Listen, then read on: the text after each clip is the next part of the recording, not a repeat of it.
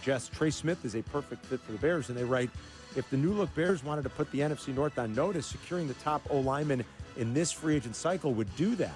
Smith has been the model of health and consistency.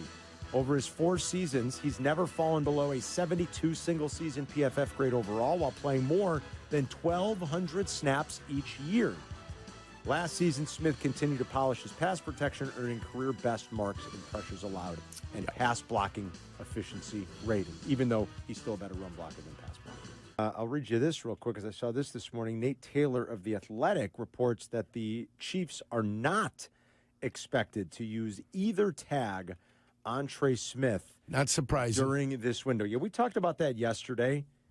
We agreed a little bit more on maybe what Albert Breer had said and what he was speculating with Cap and Hoodie, that it might be hard for them not to, that it'd be tough to look Patrick Mahomes in the face, considering what happened in the Super Bowl. I don't know that you can let one game make a determination on how you're going to prioritize your offseason and your order of business. And as much as he struggled, that entire line struggled in pass protection, if I were the Bears, I wouldn't let one data point affect my judgment of Trey Smith. If you have liked him all along and you were going to make him a priority, I wouldn't allow just one game in the Super Bowl totally change my course of action in pursuing him. I know he didn't play well. None of them really played well.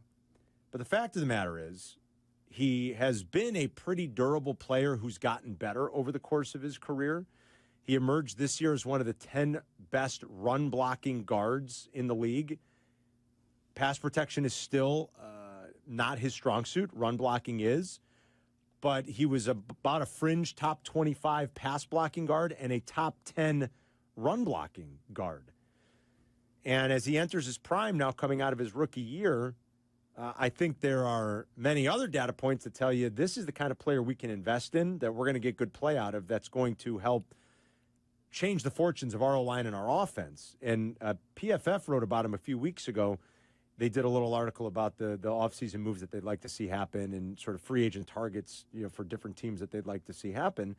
And they were one of many, as we've talked about this now for weeks, that suggests Trey Smith is a perfect fit for the Bears. And they write, if the new-look Bears wanted to put the NFC North on notice, securing the top O-lineman in this free agent cycle would do that. Smith has been the model of health and consistency.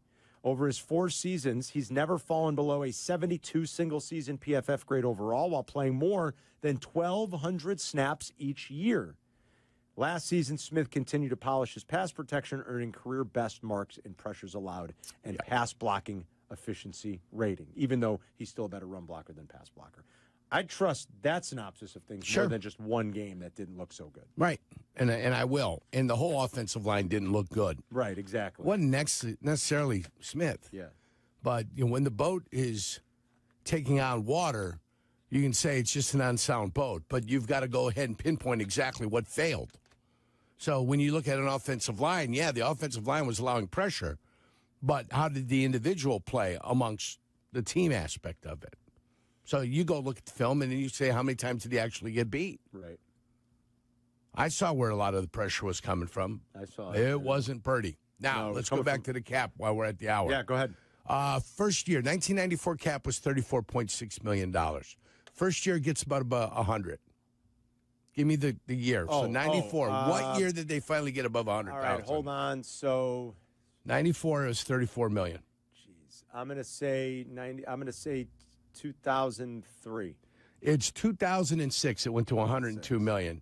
So you're looking at what? 12 years? Yeah. 12 years later. Yeah, 12 years later. Yeah. When's the first year they get to 200 million? So that was 06. When did they get to 200 million? 2012. 2022. Oh, whoa. I was way off. 2022.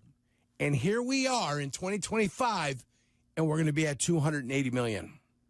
And if you're just going off the historic rises by next year, right, Yerk? I mean, simple math would tell you. There have been. Can jack that up. Like I said, 2010, the uncapped year. 09, it was 123. We had the housing crisis. We had the uncapped year. It was down to 120 and 120 again in 2012. Okay. So because of that housing collapse in the economy, it went down the tubes. And then we went to 2020. It was 188 in 19, 198 in 2020, down to 182 in 2021. COVID. Bounced back nicely, and bounced back nicely, and bounced back nicely, and now really bounced back But nicely. we're going to be over $300 million next year, right? $300 million. Odds are by 2027, I think you'll get to $300 million. Okay. I don't necessarily believe that jump will be there again. It's always that 10%. Because if you've taken a look when contracts have come in, there have been dramatic jumps over 10%. If you look through them through the year. So, but that's where we're at now, just so we know. The next couple of years, we're talking about 300 right. though. And that would have been from 2022 to, say, 2027. Yeah. It jumped to $100 million. Ooh. Is it sustainable? Is it sustainable? I mean, I don't know.